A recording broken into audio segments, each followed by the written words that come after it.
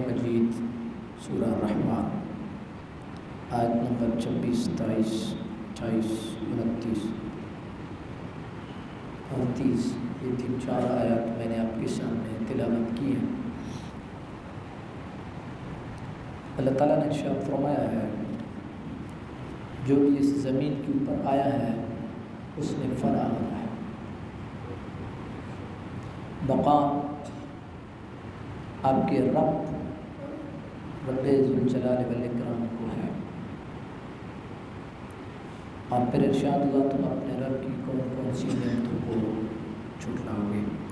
مطلب یہ ہے کہ تمہارا وجود اور یہ تمہاری زندگی یہ اللہ کی جانب سے نعمت ہے اور بہت بڑی نعمت ہے۔ پھر ارشاد ہوا یسألہ من فی السماوات والارض، اسی سے زمینوں میں بسنے والی مخلوق ہو یا آسمانوں میں بسنے والی ہو، سب اسی سے سوال کرتے ہیں اور اسی کے در کے منگتے ہیں، اسی کے در کے محتاج ہیں، اسی کے در کے سوالی ہیں۔ اور کل یوم هو فی شأن، وہ ہر روز ایک انوکھے انداز میں تجلی فرماتا ہے۔ کل یوم هو فی شأن، ہر روز انوکھے انداز میں تجلی فرماتا ہے۔ کل کے مجرم آج کے بادشاہ ٹھہرے اور کل کے بادشاہ آج کے مجرم ٹھہرے۔ یہ اس آیت کی عملی تفسیر ہے جس کو آپ اپنی آنکھوں میں دیکھ رہے ہیں، اپنی آنکھوں کے سامنے دیکھ رہے ہیں۔ کل یوم هو فی شأن، کیا ہے کیا نہیں ہے یہ بات کی بات ہے، یہ بات کی بات ہے۔ لیکن آپ نے دیکھا کل جو ہٹو بچوں والے تھے آج دھکم پیر میں ہے، اور کل جو دھکم پیر میں تھے آج وہ ہٹو بچوں کے ساتھ پروٹوکول کے ساتھ ہیں۔ اس کو ایک اور انداز سے سمجھیے، کل کے امیر آج کے فقیر ٹھہرے اور کل کے فقیر آج کے امیر ٹھہرے۔ کل یوم هو فی شأن، ہر روز انوکھے انداز میں تجلی۔ آپ نے سورہ بقرہ میں گائے کا واقعہ پڑھا ہوگا۔ بنیادی طور پہ ہم اس کو قصے کے طور پہ لیتے ہیں، لیکن اس میں چھوٹے چھوٹے نکات مثال کے طور پہ، وہ لڑکا جس کے پاس وہ گائے تھی وہ کتنا امیر ہوگا، اس کا کل سرمایہ جو مجھے سمجھ آتی ہے وہ میرے خیال میں ایک گائے ہی تھی، اس کا کل سرمایہ ایک گائے ہی تھی۔ وہ بنو اسرائیل پوری قوم خود اپنے ہاتھوں سے اپنے ذہن سے قیدیں لگاتے گئے، کیسی ہو، رنگ کیسا ہو، وہ کس طرح کی ہو، وہ کس رنگ کی ہو، وہ کس نسل کی ہو، وہ کس عمر کی ہو، کرتے کرتے کرتے کرتے رب نے ان کو چلاتے چلاتے چلاتے اس لڑکے کے گھر پہ جا پہنچایا کہ آپ کی مطلوبہ گائے جس کو آپ ڈھونڈ رہے ہیں وہ یہی ہے۔ پوری قوم کے زعماء چل کے اس کے پاس آئے کہ یہ گائے ہمیں چاہیے اور منہ مانگی قیمت کے اوپر چاہیے، جو آپ کہیں گے آپ کو دیا جائے گا، لیکن یہ گائے ہمیں چاہیے۔ تو کل کا فقیر آج کا امیر ٹھہرا۔ اللہ رب العالمین نے کس طرح اسباب بنائے اور کس طرح پوری قوم کو جا کر کے اس کے دروازے پہ جا کر کھڑا کر دیا۔ کل یوم هو فی شأن، ہر روز وہ انوکھے انداز میں تجلی فرماتا ہے۔ برادران اسلام یاد رکھیے، موجودہ حالات کے تناظر میں جو معاملات چل رہے ہیں، قطع نظر اس کے کہ کون کس پارٹی کا ہے، چند چیزیں اور چند نصیحتیں جو قرآن مجید فرقان حمید نے سورہ قصص کے اندر جو ہے وہ ذکر کی ہیں، وہ میں آپ کی گوش گزار کروں گا، اور 2-3 احادیث بھی اس ضمن میں۔ اللہ رب العالمین نے فرعون اور قارون کا اور حضرت موسیٰ علیہ السلام کا سب سے زیادہ ٹچ قرآن میں حضرت موسیٰ علیہ السلام کے واقعے کو یہ سب سے زیادہ ذکر کیا گیا قرآن مجید میں، چونکہ آپ کی قوم سخت قوم تھی اور آپ مختلف تجربات سے گزرے ہیں حضرت موسیٰ علیہ السلام۔ یہی وجہ کہ نبی کریم علیہ السلام کو انہوں نے کہا کہ میں اپنی قوم کے ساتھ تجربہ کر چکا ہوں، جائے نماز کے معاملے میں تھوڑی تخفیف کروائیں، اللہ کی بارگاہ سے رجوع کریں۔ اللہ رب العالمین نے ارشاد فرمایا ہے ان قارون کان من قوم موسیٰ، فبغى علیہ وآتیناہ من الکنوز ما ان مفاتحہ لتنوء بالعصبۃ اولي القوہ۔ اس آیت سے اللہ نے میرے ذہن میں ڈالا زیادہ فتنہ و فساد غریب آدمی نہیں کرتا، غریب آدمی فتنہ فساد نہیں کرتا، وہ ڈرتا ہے جھگڑا کریں گے نقصان ہوگا، کدھر ضمانتیں کرائیں گے، کدھر کورٹ کچہری میں، کدھر ہم دھکے کھاتے پھریں گے۔ جتنے مالدار سرغنے اور بڑے رؤساء وہ خرابی کی جڑ خرابی کرنے والے لوگ۔ یہ دیکھیں ان قارون کان من قوم موسیٰ فبغى علیہم، قارون قوم موسیٰ سے تھا، حضرت موسیٰ علیہ السلام کا رشتہ دار تھا، یہ حضرت موسیٰ علیہ السلام کا غالباً اگر میرا صحیح حافظہ ساتھ دے رہا ہوں تو یہ کزن بنتا تھا حضرت موسیٰ علیہ السلام کا۔ فبغى علیہم، بغاوت کی اس نے، وآتیناہ من الکنوز ما ان مفاتحہ لتنوء بالعصبۃ، اس کے بعد جو خزانہ تھا وہ ایک جت تھا، اس کے خزانوں کی چابیاں اٹھاتا تھا۔ خزانے کی بات نہیں ہے، چابیوں کی بات ہے۔ آج آپ 5 مرلے کے لیے پوری نوکری کریں، پھر آپ محکموں کا سہارا لیں اور زندگی آپ کی ایک گھر بناتے ہوئے بیت جائے، اور دوسری طرف اسی قارون کے خزانے کے مالک وہ اپنے اپنے محلات میں عیاشیاں کریں، تو پھر بغاوت یا فساد آپ نے تو نہیں کیا، آپ نے نوکری کی، آپ نے بچوں کا پیٹ پالا، آپ نے اپنی گزر اور بسر کی، آپ کو تو وقت ہی نہیں ملا۔ بغاوت تو انہوں نے کی ہے جنہوں نے دونوں ہاتھوں سے اس ملک کے خزانے کو لوٹا ہو، کوئی بھی ہو، بلا تفریق۔ اور میں ایک مثال دیتا ہوں، پہلے بھی آپ کی گوشت گزار کی، یہ جو آپ کو نظر آتا ہے نا، یہ سارا چکن ہے، آپ اس کو سوٹی ادھر سے دیں یا سوٹی ادھر سے دیں، ہے چکن ہی ہے۔ آپ اس کا نام تکہ رکھیں یا سجی رکھیں، چکن ہے۔ بغاوت کس نے کی ہے؟ فبغى علیہم وآتیناہ من الکنوز ما ان مفاتحہ لتنوء بالعصبۃ اولي القوہ۔ قوم کے اچھے لوگوں نے نصیحت کی اس فرعون و قارون کو، لا تفرح اذ قال له القوم لا تفرح، فخر نہ کر، ان اللہ لا يحب الفرحین، اللہ فخر کرنے والے کو پسند نہیں کرتا ہے۔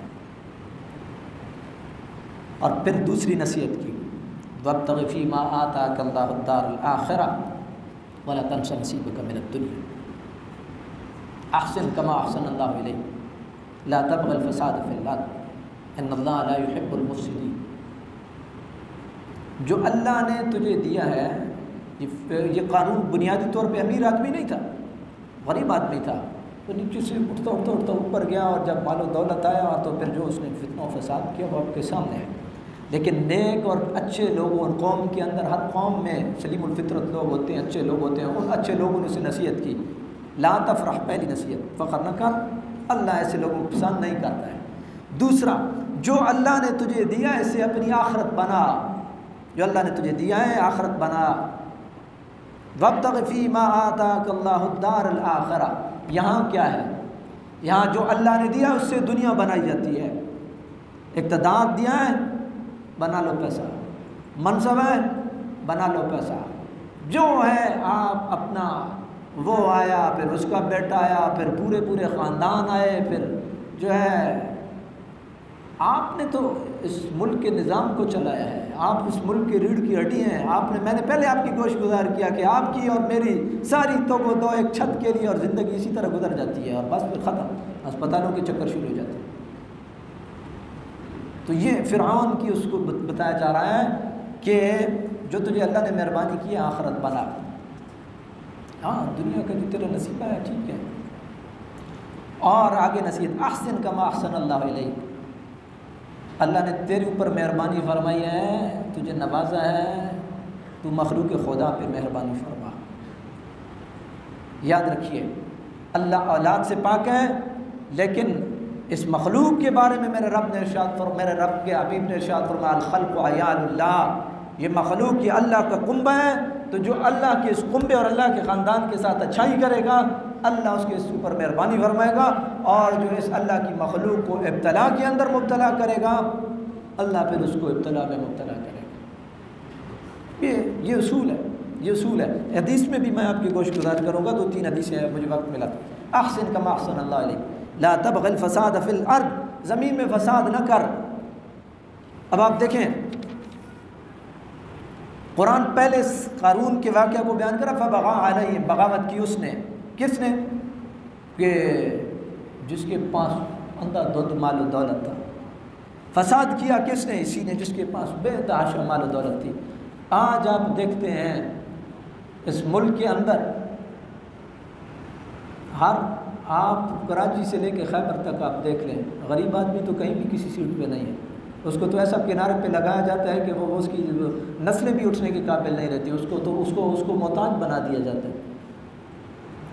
فسادی یہی ہے، لا تبغ الفساد فی الارض، زمین میں فساد نہ کر، اللہ فساد کرنے والوں کو پسند نہیں کرتا ہے۔ برادران اسلام، آپ تھوڑی سی ان پارٹیوں سے نکل کر کے اپنی لائف کو دیکھیں اور پھر ان اقتدار کے اوپر براجمان لوگوں کو دیکھیں۔ میرا یہ مزاج نہیں ہے کہ میں سیاسی تقریریں کروں، لیکن میں آپ کو ایک حقیقت اس سے آپ کو آگاہی بخشنا یہ میرا اخلاقی اور مذہبی فریضہ ہے۔ آپ تو سر بھی نہ اٹھا کے چلے، آپ تو زندگی بھر اپنی محنت اور مشقت میں گزار گئے، تو پھر آپ ایک دوسرے سے کیوں لڑیں؟ یہ فلاں پارٹی کا ہے تو یہ فلاں پارٹی کا ہے، آپ ایک دوسرے سے دست و گریبان کیوں ہوں؟ آپ کو نہیں ہونا چاہیے۔ آپ تو محنت اور مشقت کرنے والے لوگ ہیں، آپ نے محنت اور مشقت سے کمایا ہے، اپنے بال بچے کا پیٹ پالا ہے، تو وہ آپ کے لیے کیا کرتے ہیں؟ وہ تو سارے اکٹھے بیٹھے ہوتے ہیں، لیکن آپ ہیں کہ ایک دوسرے کے دست و گریبان ہوتے ہیں۔ آپ کو کیا پڑی ہے کہ کسی کے پیچھے اپنا بازو توڑوائیں؟ آپ کو کیا پڑی ہے کہ آپ کسی کے پیچھے اپنا سر پڑوائیں؟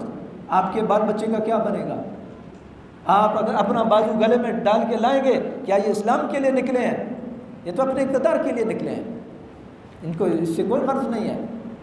یہ ایسا اسلام چاہتے ہیں جو سافٹ اسلام ہو، جس میں کوئی مجرم اس کے اوپر ہاتھ نہ ڈالا جا سکے، یہ ایسا اسلام چاہتے ہیں۔ تو اسلام میں تو ایسی کوئی گنجائش نہیں ہے۔ اسلام تو اسلام ہے، اسلام کہتا ہے کہ اگر وقت کا حاکم عمر فاروق جیسا بندہ جو ہے اس کو بھی براہ راست جو ہے مخاطب کیا جا سکتا ہے۔ جی بجائے بتائیں برادران اسلام، اللہ رب العالمین نے ارشاد فرمایا کہ قوم کے اچھے لوگوں نے قارون کو نصیحت کی، لا تبغ الفساد فی الارض ان اللہ لا يحب المفسدین، اللہ فسادیوں کو پسند نہیں کرتا، فساد نہ کرے۔ برادران اسلام، اس نے بجائے اس کے کہ وہ اس کو اللہ کی مہربانی سمجھتا، اس نے اپنی ذہانت سمجھا۔ آج بھی یہ جوڑ توڑ آپ دیکھیں، یہ ذہانت ہے۔ یہ لوگ کہتے ہیں اس کو اس طرح کر دو، اس کو اس طرح کر دو، اس کو راستے سے ہٹا دو، اس کو قتل کر دو، اس کو کھینچ دو، اس کو اٹھا دو، اس کو گرا دو، اس کو جلا دو، اس کو گرا، یہ کرو وہ کرو۔